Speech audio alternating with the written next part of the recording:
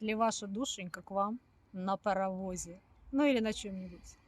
Так, так, семерка чаш говорит о том, что дева мечтает, фантазирует. Это уже хорошо.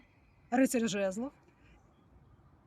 Ага, это безумный рыцарь на жуке говорит о том, что, учитывая паровоз, да, то это безумное, конечно, решение. Но и паж жезлов — это, здесь такая карта, когда человек ходит по тонкому льду. Может, говорить о том, что может и приехать. Хотя для нее это является такой какой-то вот, авантюрой. Так, посмотрите на карты. А теперь, оператор, покажи паровоз. Паровоз, на котором их красавица примчится к ним с ветерком.